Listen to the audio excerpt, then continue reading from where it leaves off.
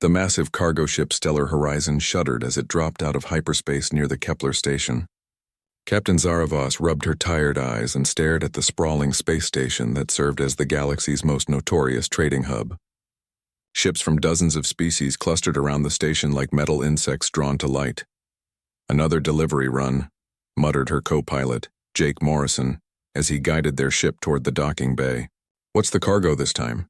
Zara checked her manifest pad. "Scientific equipment bound for the Altarian research facility. Nothing too exciting." She paused, noticing an additional entry that hadn't been there during their last inspection. "Wait, there's something else here." "Emergency pickup from Bay 94. Jake raised an eyebrow. "Emergency pickup? That wasn't in our original contract." The communication system crackled to life. A stressed voice filled the cockpit. "Cargo vessel Stellar Horizon. This is Station Commander Thecalon. You have authorization for immediate pickup from Bay 94. Priority Alpha clearance." Zara frowned. Priority Alpha meant either extremely valuable cargo or extremely dangerous cargo. Sometimes both. "Understood, Commander." "What exactly are we transporting?" A long pause followed. "A specimen container. Destination is the Galactic Research Institute on Proxima 7. You'll receive additional compensation for the inconvenience." After docking, Zara and Jake made their way through the station's crowded corridors. Kepler Station buzzed with activity as traders, smugglers, and legitimate merchants conducted business in dozens of languages. The air recyclers worked overtime to filter out the mixture of atmospheric preferences from various species. Bay 94 sat in the restricted section of the station. Two heavily armed Rigelian guards flanked the entrance, their insectoid faces unreadable behind tactical visors. Commander Theclon, a tall reptilian saurian, waited for them with obvious relief. "Captain Voss, thank the stars you're here," Theclon said, his scaled hands clasped behind his back. "We have a situation that requires immediate resolution." Through the bay's reinforced viewport, Zara could see a massive containment unit. The container was easily 3 meters tall and 2 meters wide, constructed from military-grade titanium steel composite. Warning lights flashed along its surface, and she could hear a low humming sound from the power systems, keeping whatever was inside sedated. "What exactly is in there?" Jake asked, his voice barely concealing his nervousness. Thecalon's tongue flicked out nervously. "A creature unlike anything we've encountered before. It was discovered on a derelict ship drifting in the Vega system. The original crew was, well, there was no original crew left to tell us what happened." Zara felt a chill run down her spine. "What kind of creature are we talking about?" "The xenobiologists are calling it a shadow stalker. It's roughly humanoid but stands nearly 4 meters tall. Its body seems to be composed of a substance that absorbs light, making it appear as a living shadow. But that's not the worst part." Theclon paused, gathering himself. "It appears to be highly intelligent and extremely aggressive. It killed 3 research teams before we managed to sedate it." Jake stepped closer to the viewport. As if sensing his presence, something massive moved within the container. The movement was fluid, unnatural, like smoke given form and malevolent purpose. "Why can't you just keep it here?" Zara asked. "This station has some of the best containment facilities in the sector." Thecalon's expression grew even more troubled. "Because it's learning. Every day it remains conscious, it studies our containment methods.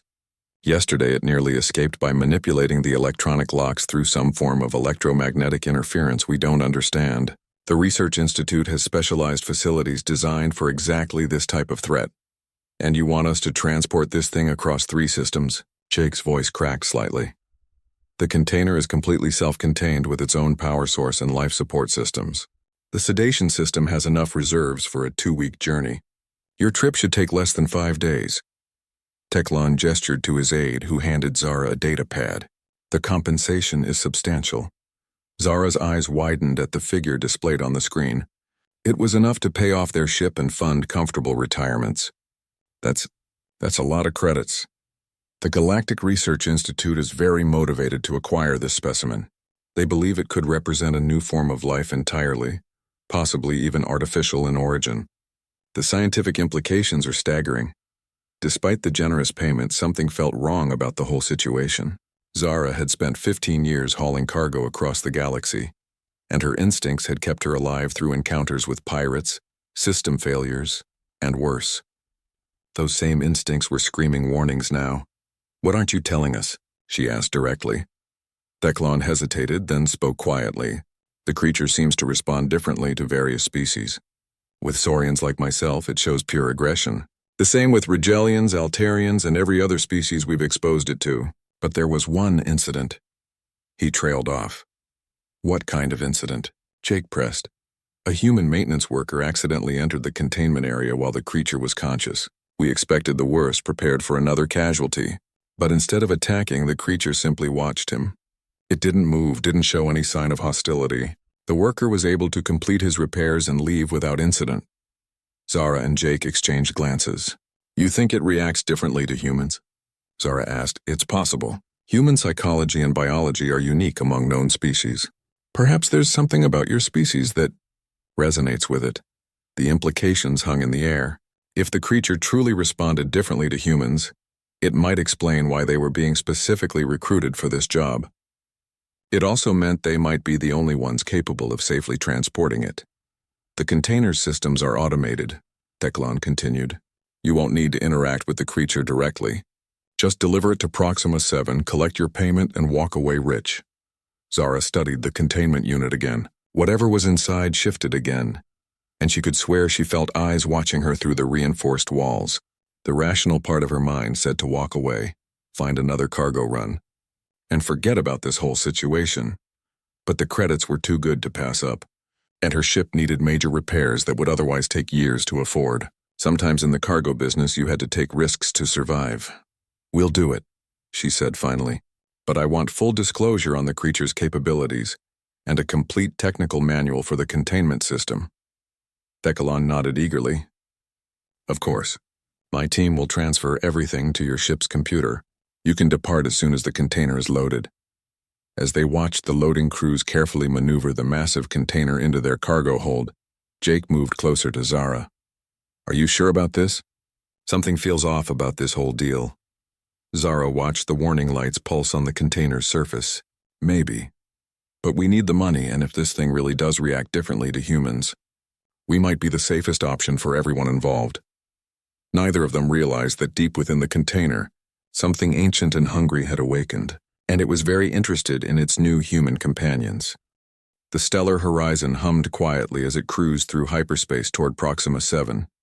Zara had set the autopilot for their 3-day journey and tried to focus on routine maintenance tasks, but her attention kept drifting to the cargo hold.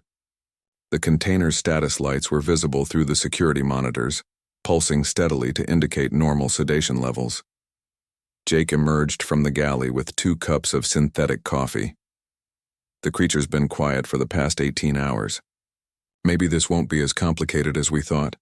Zara accepted the coffee gratefully. "Maybe. But I keep thinking about what Commander Theclon said about it learning. What if it's not actually unconscious? What if it's just waiting?" Waiting. For what? Before Zara could answer, an alert chimed from the ship's computer. She pulled up the diagnostic screen and frowned. "That's odd. We're showing a minor power fluctuation in the cargo hold." Jake leaned over her shoulder to read the display. "Could be a problem with the container's power systems. Should we check it out? The manual says the container is completely self-sufficient. It shouldn't be drawing power from our ship's systems at all." Zara pulled up the technical specifications they'd received from Theclon's team. According to this, the container has its own fusion cell with enough power for 2 weeks. Another alert sounded, this one more urgent. The power fluctuations were increasing, and now they were affecting the ship's main systems. The lights dimmed briefly before the backup generators kicked in. "That's not normal," Jake said, stating the obvious. Zara made a decision. "We need to check the cargo hold. If that container is malfunctioning, it could damage our ship or worse." They made their way through the ship's narrow corridors to the cargo hold. The space was dominated by the massive containment unit, which sat secured in the center of the hold with magnetic clamps. The warning lights continued their steady pulse, but now Zara could see something that hadn't been there before. Thin tendrils of what looked like black smoke were seeping from the container's ventilation ports. "Is that supposed to happen?" Jake asked nervously. Zara checked the manual on her datapad. No mention of any kind of vapor or gas emission. This definitely isn't normal. As they watched, the black tendrils began to spread across the cargo hold floor, moving with purpose rather than simply dissipating into the air. The substance seemed to be exploring, testing the boundaries of the space. "We should contact Kepler Station," Jake suggested. "Get some expert advice on what to do. We're already 12 hours into hyperspace. It would take too long for any help to reach us." Zara studied the spreading tendrils more carefully. They seemed to be avoiding the areas where she and Jake were standing. "Look at the pattern. It's not random." Jake followed her gaze and realized she was right. The black substance was deliberately staying away from them, creating a rough circle around their position. It was almost as if it was being polite, giving them space. "This is impossible," Jake muttered. "It's supposed to be sedated." Zara approached the container slowly, watching for any change in the creature's behavior. The black tendrils shifted slightly but didn't retreat. Up close, she could see that the substance wasn't really smoke at all. It had texture and density, more like liquid shadow than gas. "Hello," she said quietly, feeling foolish even as the word left her mouth. The response was immediate and startling. The black tendrils suddenly converged into a more solid form, rising from the floor to create a rough approximation of a humanoid figure. It stood about 2 meters tall, much smaller than the 4-meter creature described in the reports. The figure had no distinct features, but somehow Zara got the impression it was looking directly at her. Jake stumbled backward, reaching for the emergency comm panel. "Zara, get away from that thing." "Wait," Zara said, holding up a hand to stop him. "It's not attacking. Look at it." The shadow figure remained perfectly still, its form rippling slightly, as if it was made of water. After a moment, it raised one arm in what could only be interpreted as a greeting. "Incredible," Zara breathed. "It's trying to communicate." The figure began to move more fluidly, its form shifting and changing. For a moment, it took on Jake's approximate shape and size, then shifted to match Zara's proportions. It seemed to be studying them, learning about their forms and movements. "The report said it was hostile," Jake said, though he had stopped backing toward the comm panel. "This doesn't seem hostile at all." "Maybe it was only hostile because it felt threatened," Zara suggested. "Think about it. It wakes up in an unfamiliar place, surrounded by alien species it's never seen before, and everyone's pointing weapons at it. I'd be pretty aggressive too." The shadow figure seemed to respond to their conversation, its form becoming more stable and defined. While it remained featureless, there was something unmistakably curious about its posture. Zara made a decision that would have terrified her an hour ago. She sat down cross-legged on the cargo hold floor, making herself as non-threatening as possible. "We're not going to hurt you," she said clearly. "We're just taking you somewhere safe." The shadow figure tilted its head, then slowly began to shrink until it was roughly the same size as Zara. It then sat down as well, mirroring her posture with uncanny accuracy. "This is unbelievable," Jake said, though he too began to relax. "It's like it's trying to put us at ease. Or maybe it's just naturally empathetic," Zara suggested.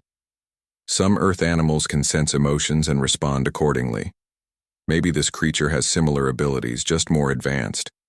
Over the next hour, they conducted a series of simple experiments. The creature could manipulate its form with incredible precision, creating basic shapes and even crude representations of objects from around the cargo hold. It seemed particularly fascinated by their tools and equipment, studying them intently before creating perfect shadow replicas. Most remarkably, it appeared to understand the concept of personal space and consent. When Jake held out his hand, the creature would extend a tendril to touch it, but only after Jake had made the gesture first. It never invaded their space without invitation. "I think we've been completely wrong about this creature," Zara said finally. "It's not a mindless beast. It's intelligent, maybe more intelligent than we are." "But why was it so aggressive with the other species?" Jake asked. Zara had been thinking about that. Maybe it sensed something different about humans. Our brain chemistry, our electromagnetic fields, something that made us seem less threatening or more familiar. The creature seemed to be listening to their conversation with interest. Suddenly, it began to change shape again. this time creating a complex three-dimensional form that took both humans a moment to recognize. It was a rough but recognizable map of the local star systems, complete with planetary orbits and hyperspace routes. The creature pointed to one specific system and then to itself. "Is that where you're from?" Zara asked. The creature nodded, a gesture it had clearly learned from watching them. Then it pointed to another system on the map, one that Zara recognized as their destination, Proxima 7. "You know where we're taking you," she realized. "And you're okay with it?" Another nod. The creature then created a small replica of their ship and moved it along the route from their current position to Proxima 7, demonstrating its understanding of their journey. "It's been conscious this whole time," Jake said with wonder. "Probably since we left Kepler Station. It could have broken out of that container whenever it wanted, but it chose to stay." Zara felt a chill of realization. "Because it wanted to see where we were taking it. It's been using this opportunity to study us just like we've been studying it." The creature created a new shape, this one resembling the containment unit. Then it created a tiny figure that was unmistakably human and placed it next to the container. The message was clear. It preferred their company to the confines of its prison. "The sedation system in the container," Zara said suddenly. "I bet it figured out how to counteract it. It's been awake and aware, just pretending to be unconscious." As if confirming her suspicion, the creature created a replica of the container's control panel and demonstrated how certain controls could be manipulated to override the sedation system. "We're dealing with something extraordinary here," Zara said. "This isn't just a dangerous alien creature. This is a being with intelligence, curiosity, and apparently a desire to cooperate with humans." The revelation changed everything about their mission. They weren't just transporting a specimen anymore. They were carrying a passenger, one who had chosen to trust them with its freedom and possibly its life. The question now was what they would do with that trust. The discovery that their passenger was not only conscious but actively choosing to cooperate changed the entire dynamic aboard the Stellar Horizon. Zara and Jake spent the next several hours in the cargo hold, conducting what could only be described as the galaxy's first interspecies conversation with a being that had no vocal cords. The creature, which they had started calling Shadow for lack of a better name, demonstrated remarkable learning abilities. Within 2 hours, it had figured out how to manipulate its form to create recognizable letters and simple words. Its first successful word was human, which it formed with perfect precision in glowing dark matter that somehow remained visible against the cargo hold's metal flooring. How is it doing that? Jake wondered aloud, watching Shadow create the word friend next to its previous effort. Some form of controlled electromagnetic manipulation, Zara guessed. Remember what Commander Theclon said about it interfering with electronic locks? Maybe it can control energy at a molecular level. Shadow seemed to understand their curiosity and began demonstrating its abilities more clearly. It created a small replica of an atom, complete with orbiting electrons, then showed how it could manipulate the electron paths to create different energy patterns. The display was so advanced that both humans realized they were witnessing technology far beyond anything in the known galaxy. "You're not from anywhere in our local systems, are you?" Zara asked. Shadow created a three-dimensional star map, much more detailed than its previous attempt. This time it showed not just local systems but entire galactic arms, zooming out to display a perspective that would be impossible without faster-than-light observation capabilities. It pointed to a region so distant that it wasn't included in any human star charts. "Another galaxy entirely," Jake breathed. "But how did you get here?" The answer came in the form of an elaborate story told through shifting shapes and forms. Shadow showed them images of a massive war, entire star systems consumed by conflict. It depicted itself as one of many similar beings, fighting against something that appeared to be a form of mechanical intelligence, spreading across their home galaxy like a virus. "A war against artificial intelligence," Zara interpreted. "And you lost?" Shadow's form flickered with what seemed like sadness. It showed the last of its kind fleeing in great ships, scattering across the void between galaxies. Then it depicted its own ship, damaged and failing, finally arriving in the Vega system only to crash on a dead world, where it waited for eons before being discovered. "The derelict ship where they found you," Jake realized. "It was yours." Shadow nodded and then created something that made both humans gasp. It formed a perfect replica of itself, but this time at full size, showing them what it truly looked like when not compressed into their cargo hold. The figure was magnificent, standing 4 meters tall with an almost regal bearing. Its form was more sophisticated than they had realized, composed of what appeared to be living dark matter that could shift between states of being at will. "You've been making yourself smaller to avoid frightening us," Zara said with sudden understanding. Another nod. Shadow then demonstrated its true capabilities, briefly expanding to show its natural size before immediately shrinking back down. The message was clear. It was powerful enough to break free from any containment, but it chose to remain because it found humans interesting. "Why us?" Jake asked. "What makes humans different from all the other species you've encountered?" Shadow's response was complex and took several attempts to convey clearly. It created representations of various galactic species, showing their typical electromagnetic signatures, brainwave patterns, and emotional responses. Most species, it demonstrated, operated on frequencies that were harsh and aggressive to its senses.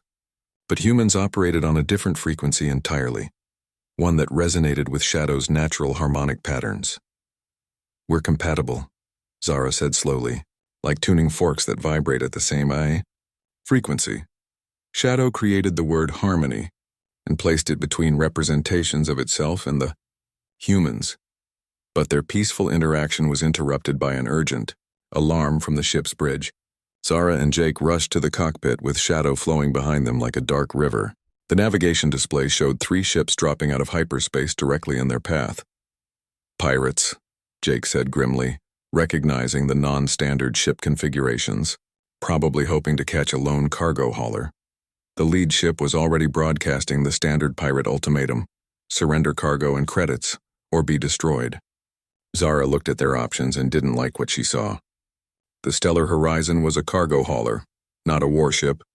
They had basic shields and no significant weapons. "Can we outrun them?" she asked. Jake checked their engine status. "Not likely. They're using military-grade interceptors. We'd need to drop out of hyperspace to change course, and they'd be on us before we could jump again." Behind them, Shadow had been listening intently to their conversation. Suddenly, it flowed forward and began manipulating the ship's control panels with tendrils of dark matter. "What are you doing?" Zara asked, alarmed. Shadow created the word help in the air, then pointed at the pirate ships on the display. Its intentions were clear. It wanted to assist in dealing with the threat. "You can't go outside the ship," Jake protested. "There's no atmosphere in space." Shadow's form rippled with what seemed like amusement. It created a representation of itself surrounded by a bubble of dark matter, then showed the bubble moving through space independently. The message was clear. It didn't need atmosphere or life support systems. "You're offering to fight them?" Zara asked. Shadow nodded, then created a more detailed plan. It showed itself leaving the ship, approaching the pirate vessels and disabling their engines without harming the crews. It wasn't proposing violence, just neutralization. Zara felt torn. Accepting Shadow's help would mean trusting a being they had known for less than a day with their lives. But refusing might mean death for all of them, including Shadow itself. "The pirates won't understand what you are," she warned. "They might try to capture you or kill you." Shadow created the word trust and pointed at both humans. The decision was made for them when the lead pirate ship fired a warning shot across their bow. The energy blast passed close enough to their ship to trigger damage alarms. "Next shot won't be a warning," came the pirate captain's voice over the comm. "Prepare to be boarded." "Do it," Zara said to Shadow. "But be careful. We don't want anyone to get hurt if we can avoid it." Shadow flowed toward the ship's airlock, but instead of opening it, it simply phased through the hull as if the metal wasn't there. Zara and Jake watched in amazement as their new friend demonstrated yet another impossible ability. On the external cameras, they could see Shadow moving through space like a dark comet, its form trailing streams of controlled energy. The sight was both beautiful and terrifying. The pirates saw it coming and reacted with predictable aggression, opening fire with everything they had. Energy beams and projectile weapons converged on Shadow's position, but none of them seemed to have any effect. The dark matter being simply absorbed the attacks and continued its approach. When Shadow reached the first pirate ship, it didn't attack. Instead, it enveloped the vessel in a cocoon of dark matter. Through the ship's hull, the pirates could see tendrils of shadow moving through their systems, but their ship remained intact. After a few moments, all of their weapons and engines simply stopped working. The same process was repeated with the other two ships. Within minutes, all three pirate vessels were disabled but unharmed, floating helplessly in space with their crews uninjured but thoroughly terrified. Shadow returned to the stellar horizon and flowed back through the hull into the cargo hold. It immediately created the word safe for Zara and Jake to see. Incredible, Jake said.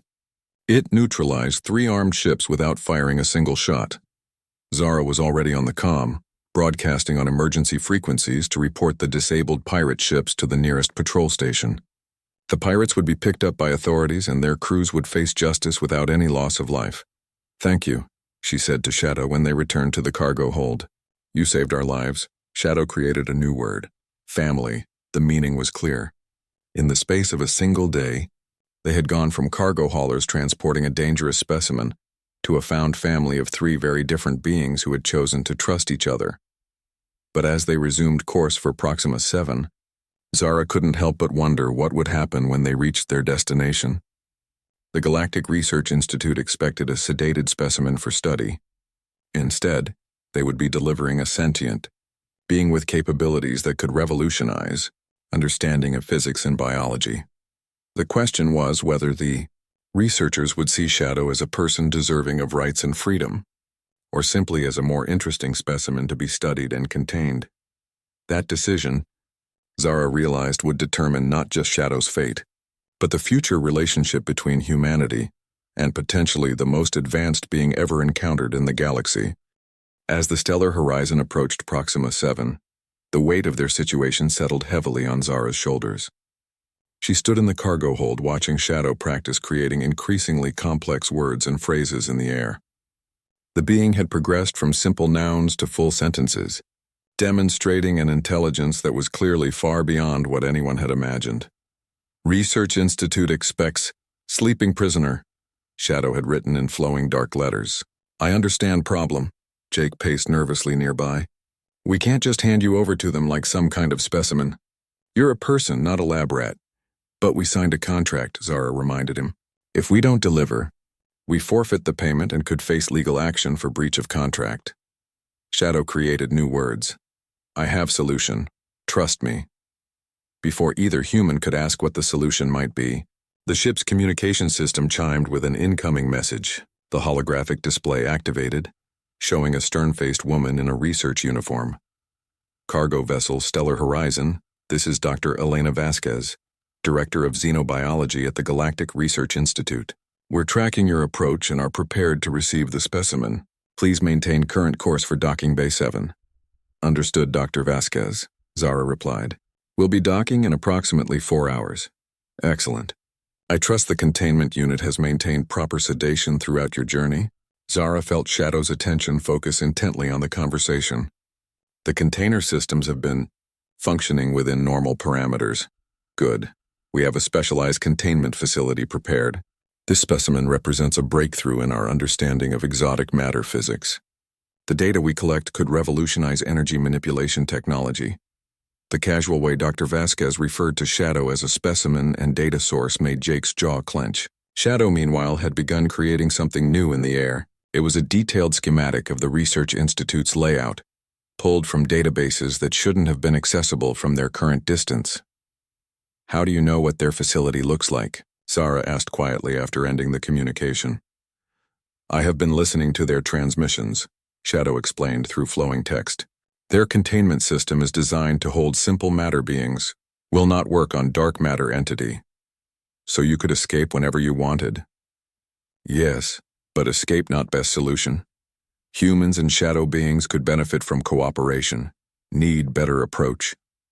Shadow began creating a complex plan in 3-dimensional form, showing the research station, the docking procedures, and several alternative scenarios. Its proposal was both brilliant and audacious.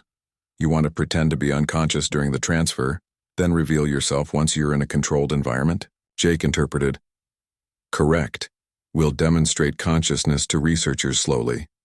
Show intelligence and cooperation. Make them understand I am person, not specimen. Zara studied the plan carefully. That could work, but it's risky. If they panic and decide you're too dangerous, they might try to destroy you. Humans present will prevent extreme reactions. You will stay as witnesses and advocates. The plan required trust on all sides. Shadow would have to trust that the researchers wouldn't react with immediate hostility. Zara and Jake would have to trust that Shadow could handle whatever the scientists threw at it. And everyone would have to trust that the Research Institute could be convinced to treat Shadow as a sentient being, rather than a test subject. As they approached the research station, Zara felt increasingly nervous about their improvised diplomacy mission. The Galactic Research Institute was known for its cutting-edge work, but also for its sometimes questionable ethics when it came to specimen acquisition and testing. The station itself was impressive, a sprawling complex of interconnected modules orbiting Proxima 7. Massive laboratories, containment facilities, and research centers created a small city in space dedicated to pushing the boundaries of scientific knowledge. Final approach to Docking Bay 7, Jake announced as he guided the ship through the station's traffic control patterns. Shadow had already flowed back into its container and activated the appearance of sedation. To external sensors, it would appear completely unconscious. Only Zara and Jake knew that it was fully aware and listening to everything around it. The docking procedure went smoothly, and within minutes they were approached by a team of researchers in full environmental suits. Dr. Vasquez led the team, her eyes bright with scientific curiosity as she examined the containment unit. Remarkable, she breathed, running a scanner over the container's surface. The readings are unlike anything in our databases. The matter density fluctuations suggest a form of consciousness we've never encountered. About that, Zara began carefully. There are some things about this creature that weren't in the original reports. Dr. Vasquez looked up sharply. What kind of things? It may be more intelligent than anyone realized. During our journey, we observed some unusual behaviors that suggest advanced cognitive abilities. All the more reason to begin comprehensive testing immediately, Dr. Vasquez replied, missing the implication entirely. Conscious exotic matter beings could represent an entirely new category of life. The transfer to the research facility's containment lab was conducted with military precision. The specialized chamber was a marvel of engineering, designed to hold beings that could manipulate energy and matter in ways that conventional containment couldn't handle. Force fields, electromagnetic barriers, and quantum locks created multiple layers of security. As the container was positioned in the center of the chamber, Dr. Vasquez activated the lab's observation systems. We'll begin with basic consciousness tests once the sedation wears off. Neural pattern analysis, response to stimuli, problem-solving capabilities. Dr. Vasquez, Zara said firmly, I think you should know that this being may be far more advanced than you're prepared for. Captain Voss, I appreciate your concern, but we're the galaxy's leading experts in xenobiology. We've handled dangerous specimens before. At that moment, Shadow made its move. The containment unit status light suddenly shifted from sedation mode to active mode. Alarms began sounding as the sensors detected that their specimen was not only conscious, but somehow aware of its surroundings despite being in a sealed container. Impossible, Dr. Vasquez muttered, checking her readings. The sedation system shows full effectiveness. The container's door opened with a soft hiss and Shadow flowed out like liquid night. But instead of the aggressive behavior the researchers expected, it simply formed itself into a humanoid shape in the center of the containment chamber and waited. Fascinating, Dr. Vasquez whispered, apparently too intrigued to be afraid. It's demonstrating controlled behavior. Intelligence beyond our initial assessments. Shadow began creating words in the air, starting with simple greetings. Hello, I am conscious, I am peaceful. The research team erupted in excited chatter, but Dr. Vasquez held up a hand for silence. It's attempting communication. This is unprecedented. Shadow is not specimen, the being continued, clearly having listened to their earlier conversation. Shadow is person. Shadow chooses cooperation with humans. Dr. Vasquez turned to Zara with a mixture of amazement and accusation. You knew about this. The creature has been conscious throughout your entire journey. Shadow has been conscious and cooperative, Zara confirmed. It chose to come here because it's interested in working with humans. It's not a prisoner or a test subject. It's a potential partner. The implications began to sink in for everyone in the room. They weren't dealing with a specimen to be studied, but with an intelligent being that had voluntarily placed itself in their hands. The entire dynamic of the situation had changed in an instant. Shadow knows much about dark matter physics, the being continued, creating complex equations in the air that made several researchers gasp in recognition. Shadow can teach, humans can learn, mutual benefit.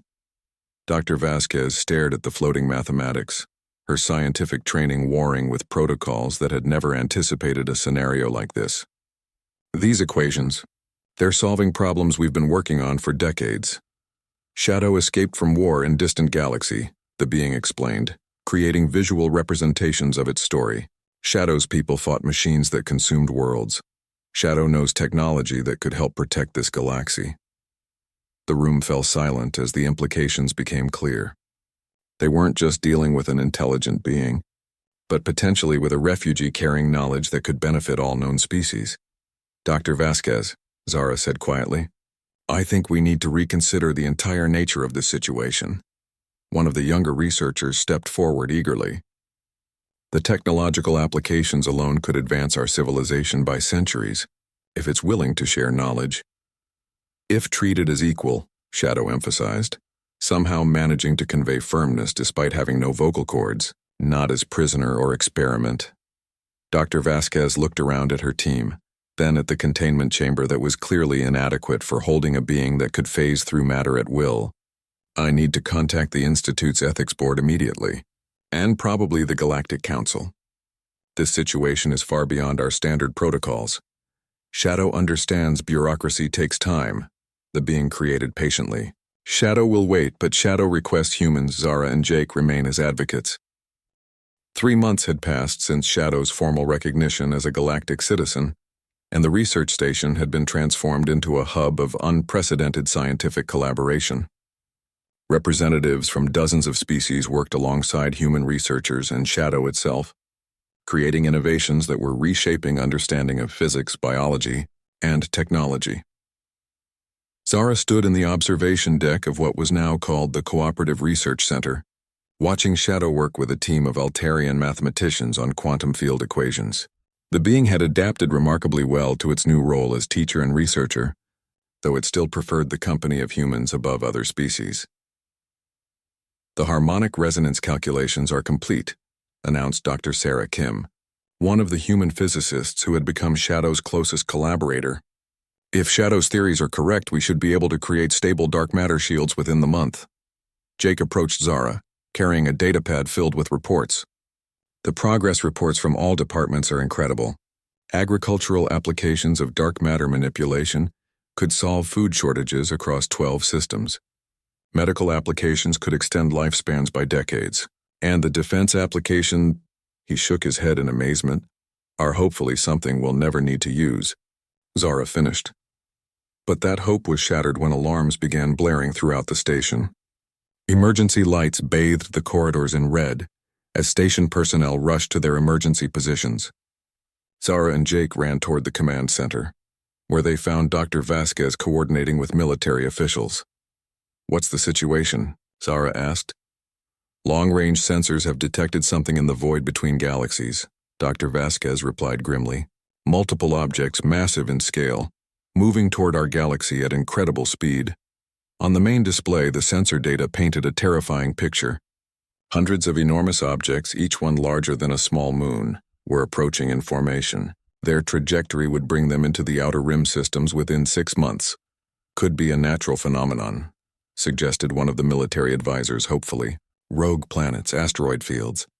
Shadow flowed into the command center, its form more agitated than anyone had ever seen. It immediately began creating words in the air, but for the first time since they'd known it, the being seemed to struggle with human language. Machines, it finally managed. The consuming machines have found this galaxy. The command center fell silent. Everyone had heard Shadow's stories about the war in its home galaxy, but they had seemed like distant history. Now that threat was becoming a present reality. You're certain? Commander Torres asked. These objects match the enemy you fought before? Identical signatures, Shadow confirmed, creating detailed comparisons between the approaching objects and its memories of the machine entities. They consume matter to build more of themselves. They convert planets into ship foundries. They do not negotiate. Dr. Vasquez pulled up galactic defense assessments on her screens. Our combined fleets couldn't stop a force of this magnitude, especially if they can convert matter into more ships. We need solutions, not panic. How long to implement dark matter shield technology fleet-wide? Shadow asked. Months, maybe years, to retrofit existing ships, replied Admiral Santos from the Galactic Defense Force. We don't have that kind of time. Shadow's form began to shift and change, taking on patterns of deep contemplation. Shadow has idea, dangerous, may not survive attempt. What kind of idea? Zara asked, though she feared the answer. Shadow can interface directly with Galactic. Communications network. Transfer dark matter manipulation. Knowledge instantly to all species simultaneously. But process requires Shadow to distribute consciousness across entire galaxy. The implications were staggering. Shadow was proposing to sacrifice its individual existence to save the galaxy by turning itself into a living transmission of knowledge. That's insane, Jake protested. There has to be another way. Shadow's people tried other ways, the being replied sadly. All failed. Only complete technological sharing might work. Dr. Vasquez looked up from her calculations. Even with instant knowledge transfer, it would take time to build the necessary equipment. How long before the machines reach inhabited systems? Machines will scout first, Shadow explained. Send advance forces to assess defenses. Shadow estimates 3 months before main invasion begins. Admiral Santos was already working his communications array. I'm calling an emergency session of the Galactic Council. Every species needs to hear this. Over the next week, representatives from across the galaxy gathered at the research station. The mood was grim as Shadow explained the threat and proposed its desperate solution. Many species that had been skeptical of the human-shadow cooperation were now forced to confront the reality that their survival might depend on trusting this strange being. The proposal is unprecedented, said Chancellor Vex of the Rigelian Consortium. To allow an alien entity to interface with our most sensitive communication networks. Shadow understands distrust, the being responded patiently. But machines will not wait for political consensus. Choice is simple, cooperation or extinction. The debate raged for days.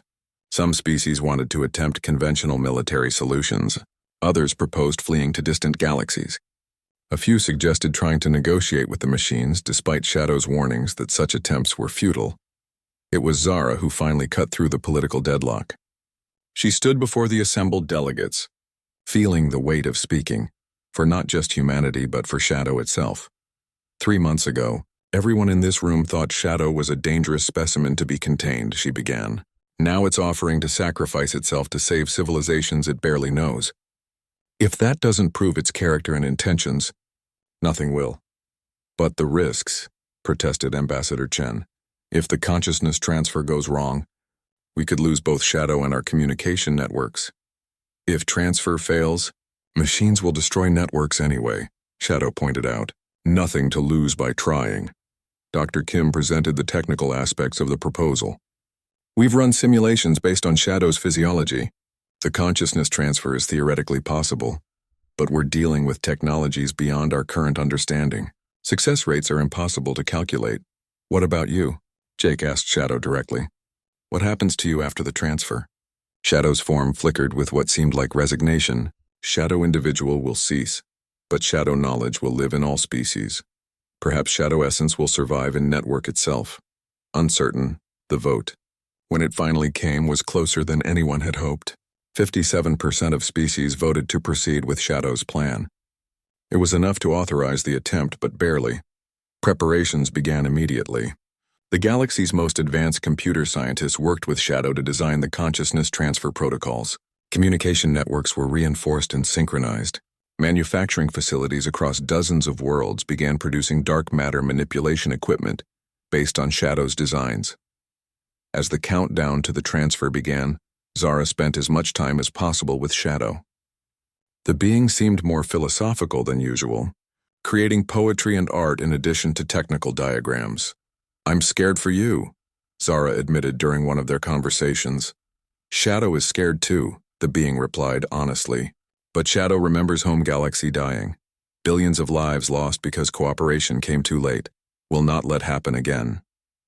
You've already given us so much, Jake added. No one could ask for more. Humans gave Shadow something precious, the being responded. Gave Shadow family. Gave Shadow purpose beyond survival. Now Shadow can give something back.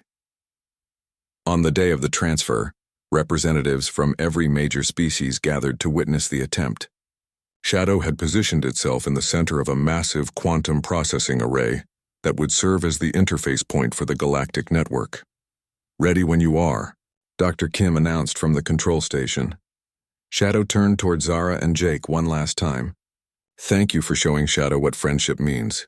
Remember Shadow to others. We'll never forget you, Zara promised, tears streaming down her face. Shadow began to glow with an inner light as it started the consciousness transfer process. Its form became less solid, more ethereal as it began to distribute itself across the vast communication network that connected every world in the galaxy. The process took hours. Across thousands of worlds, computer systems suddenly gained access to knowledge that had taken Shadow's civilization millennia to develop. Technical manuals, construction blueprints, and theoretical frameworks flowed into databases everywhere. But more than that, each system also received something else. A fragment of Shadow's essence, its curiosity, its desire to help, its capacity for friendship and cooperation. When the transfer was complete, the quantum array stood empty. Shadow as an individual entity was gone, but across the galaxy, scientists and engineers were already beginning to understand technologies that could defend against the approaching machine threat. Zara stared at the empty space where her friend had been, knowing that Shadow lived on in ways that transcended individual existence. The being had become part of the galactic civilization it had chosen to save. Now it remained to be seen if that sacrifice would be enough.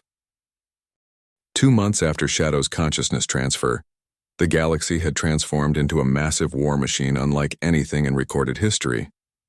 Every inhabited world buzzed with activity as species that had barely tolerated each other now worked side by side, united by the knowledge flowing through their networks and the approaching threat that would destroy them all equally. Zara stood on the bridge of the Unity, flagship of the newly formed Galactic Defense Coalition. The ship itself was a marvel of cooperative engineering, incorporating dark matter shielding technology from Shadow's knowledge, Altarian mathematical precision, Rigelian metallurgy, and human adaptability and design. But what made it truly special was something no one had expected. Captain, we're receiving another echo pattern from the quantum processors, reported Lieutenant Commander Torres, the ship's communications officer. Zara smiled despite the gravity of their situation. The echo patterns had started appearing within days of Shadow's consciousness transfer. At first, scientists had dismissed them as random quantum fluctuations, but the patterns were too consistent, too purposeful. Shadow hadn't been destroyed in the transfer process.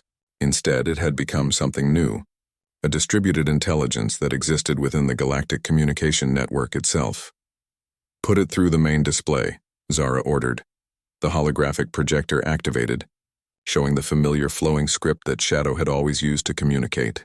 But now the words appeared simultaneously on ships and stations across the entire galaxy. Advanced scout forces detected at grid reference. Alpha, 12 machine entities approaching Kepler Station. Estimated arrival, 6 hours. Jake, now serving as the ship's tactical officer, pulled up the relevant star charts. That's where this all started for us. Kepler Station, where we first picked up Shadow's container. Not a coincidence, Zara said grimly. The machines probably traced Shadow's path backward from the derelict ship. They're looking for information about what happened to their target. Throughout the fleet, ships began changing course toward the Kepler system.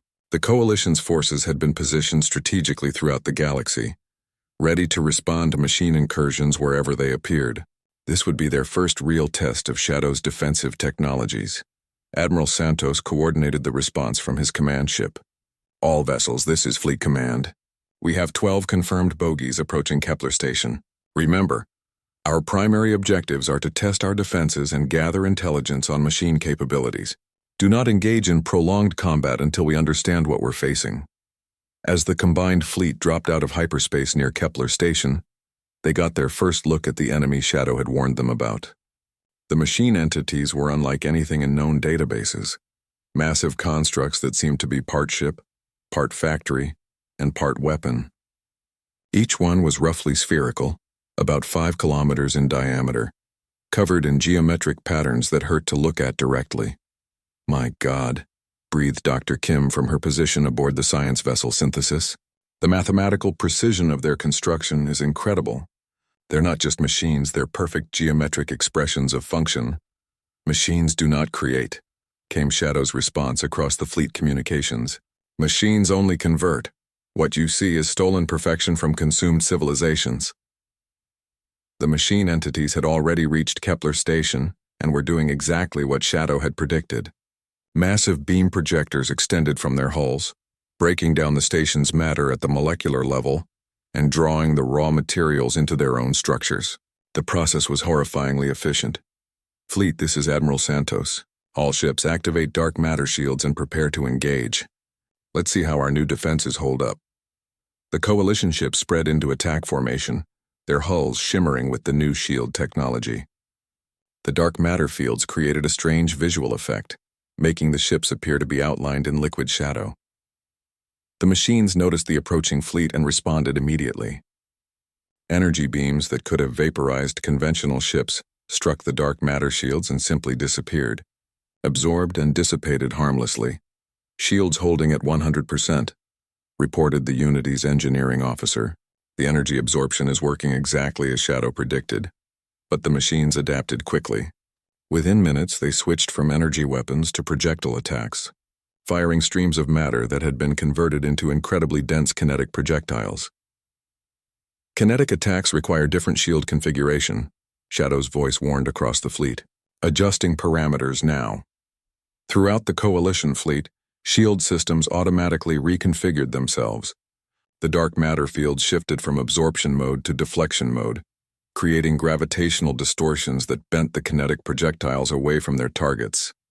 "Incredible," Admiral Santos muttered. "It's like Shadow is personally adjusting our defenses in real time." "Shadow exists in all ship systems simultaneously," came the response. "Shadow sees all attacks, coordinates all defenses." The coalition fleet pressed their attack, testing various weapon systems against the machine entities. Conventional energy weapons proved ineffective against the machine's adaptive armor, but the new dark matter projectors that Shadow had designed were devastatingly effective. The dark matter weapons worked by destabilizing the molecular bonds that held the machines together. Instead of trying to destroy them through brute force, the weapons essentially convinced matter to stop being matter for brief moments, creating cascading failures in the machine's structure. 2 of the machine entities were destroyed in the first exchange, their perfect geometric forms collapsing into clouds of component atoms. But the remaining 10 machines immediately adapted, their armor shifting to resist the dark matter attacks. "They're learning from each engagement," Jake observed, "just like Shadow warned us." "But Shadow is learning too," came the response, "observing machine adaptation patterns, developing counter-adaptations." The battle became a deadly dance of adaptation and counter-adaptation. The machines would adjust their defenses, and Shadow would immediately develop new attack methods and distribute them to the entire fleet. For every countermeasure the machines deployed, Shadow had 3 responses ready. But it was clear that this was just a scouting force.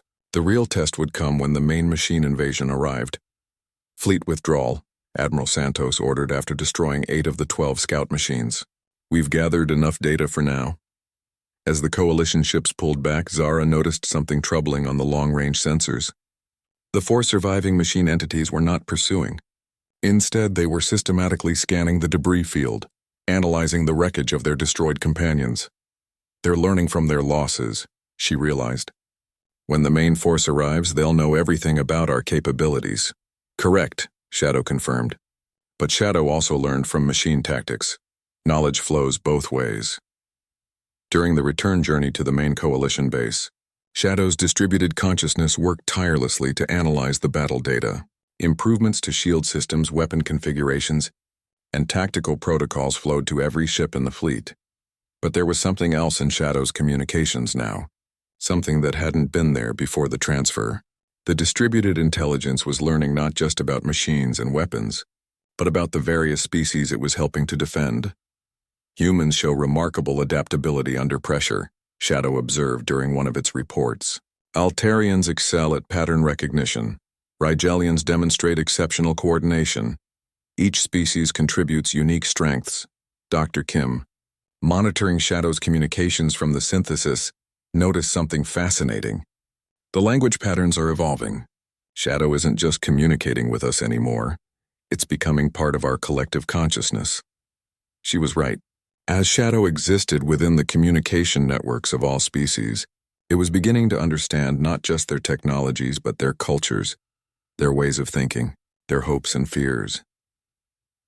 Shadow sees now why cooperation is powerful, came a message that seemed more philosophical than tactical. Many minds working together create possibilities that no single mind could imagine. As they prepared for the main invasion, Zara realized that Shadow's greatest gift to the galaxy might not be its technology, but its demonstration of what different species could accomplish when they truly worked together. The machine invasion was still coming. The real battle was yet to begin. But for the first time since the threat had been discovered, Zara felt genuine hope that they might actually win. The galaxy had found something the machines couldn't adapt to or consume, the power of diverse minds working in perfect harmony, guided by the distributed wisdom of a being that had chosen to become part of something greater than itself. Shadow had not just given them weapons to fight the machines. It had given them unity, and that might be the most powerful weapon of all. The main machine invasion began exactly when Shadow had predicted, with a wave of constructs so massive that they briefly blocked out entire star fields. From the bridge of the Unity, Zara watched as thousands of geometric nightmares dropped out of hyperspace at the galaxy's edge, their perfect forms gleaming with malevolent purpose. "Fleet status report," she called out, trying to keep her voice steady despite the magnitude of what they were facing. 11,000 coalition ships standing by across 47 systems, Jake reported. "All vessels show full dark matter shield integration and weapons online. And Shadow?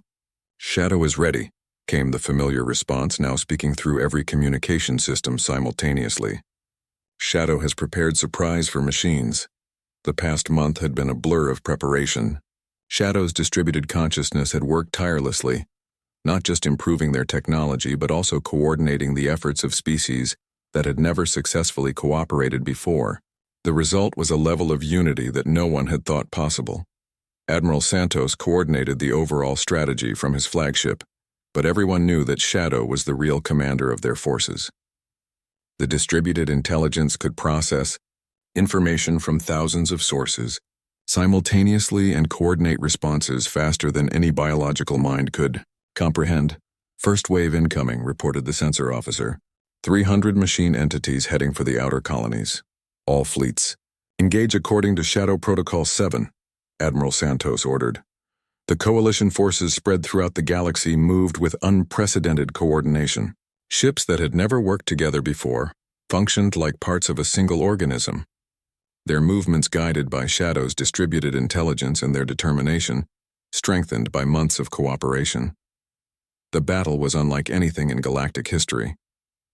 Instead of the chaotic ship-to-ship combat of traditional warfare, this was a carefully orchestrated dance of adaptation and counter-adaptation on a galactic scale.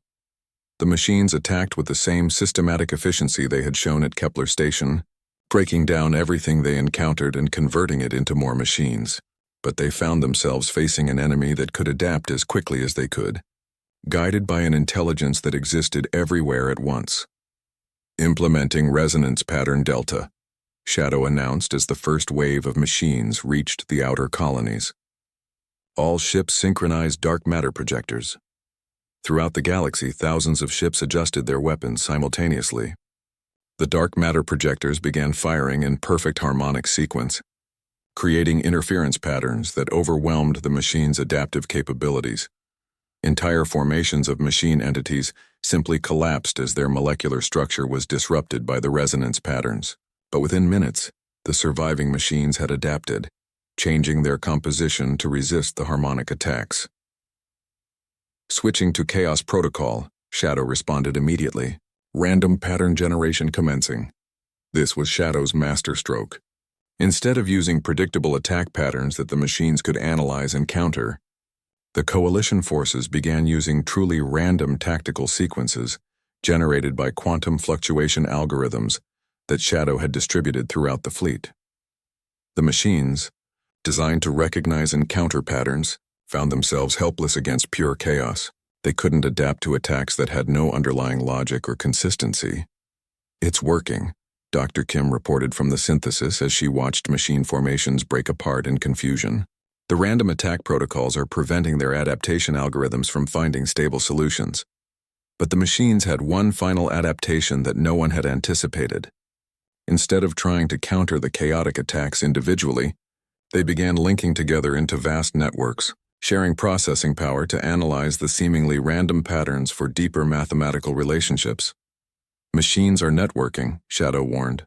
"Attempting to find order within chaos. Shadow must respond." What happened next would be remembered as the turning point in the war.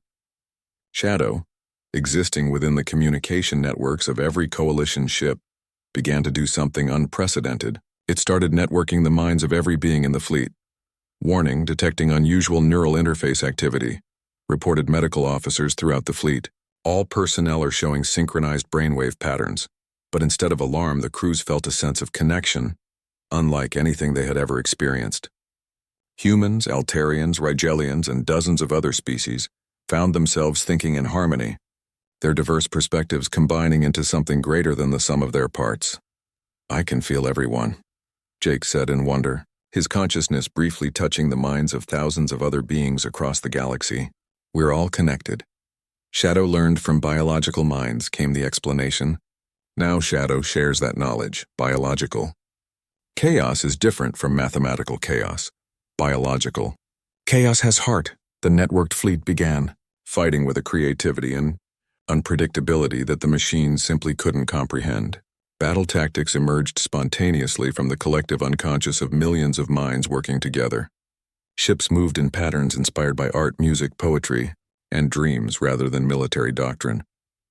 A human pilot would have an inspiration based on a childhood memory of playing in waves, and suddenly an entire squadron would flow around machine formations like water around rocks.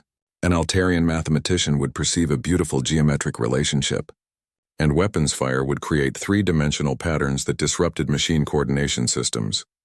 The machines, for all their computational power, had no experience with the chaotic beauty of biological creativity. They were designed to process logical patterns, not the flowing improvisation of consciousness itself. "Machine formations are breaking apart," Admiral Santos reported with growing excitement. "They can't maintain coherence against our new tactics." "Machines understand logic," Shadow explained as the tide of battle turned decisively in favor of the coalition. "Machines do not understand love, hope, fear, anger, joy. Biological emotions create patterns that logic cannot predict or counter." The final phase of the battle was almost anticlimactic. The machine entities, designed to consume and convert everything they encountered, found themselves facing an enemy that they literally could not comprehend. The networked consciousness of the coalition forces was something entirely outside their programming parameters. One by one, the machine formations simply stopped functioning, their adaptive algorithms overloaded by the impossibility of categorizing and countering biological creativity, enhanced by Shadow's distributed intelligence. "All machine entities are shutting down," reported sensor stations across the galaxy. Massive power failures detected throughout their formations. "They're not destroyed," Dr. Kim observed, studying the sensor data. "They're just confused. Their systems are caught in recursive loops trying to understand us."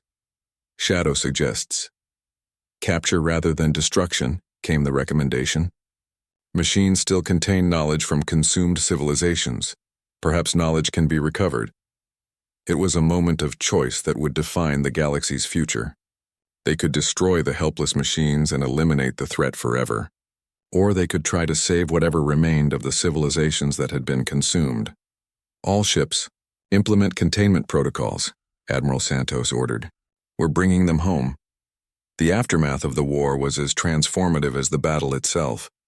The captured machines, when safely contained and studied, yielded technologies and knowledge from dozens of destroyed civilizations. More importantly, the process of networking, consciousness during the battle had created permanent, changes in how species related to each other. The temporary mental connection had left lasting bonds of understanding and empathy between individuals who had never even met. Humans found themselves instinctively understanding Altarian mathematics. Rigelians discovered they could appreciate human art. Every species gained new perspectives and capabilities. Shadow believes this was true victory. Came the observation as reconstruction efforts began across the galaxy. Not just survival, but transformation into something better. Standing on the observation deck of the rebuilt Kepler station, Zara watched ships from dozens of species working together with an ease that would have been impossible before the war. The galaxy had been changed forever by Shadow's sacrifice and the bonds forged in desperate cooperation. "Do you think Shadow is happy with what we've become?" Jake asked, joining her at the viewport. "Shadow is content," came the immediate response through the station's communication system. Shadow found family among humans. Now Shadow has family throughout galaxy. The being that had once been considered an untamable alien beast had become the foundation of galactic civilization. Its knowledge had saved them from destruction, but more importantly, its example of cooperation and sacrifice had shown them how to become something greater than any single species could achieve alone. In the end, Shadow had been tamed not through force or containment, but through friendship, trust, and the simple recognition that some things are too valuable to be owned by anyone. The galaxy was safer now, protected not just by advanced technology, but by the understanding that diversity of thought and cooperation between different minds was the greatest weapon against any threat.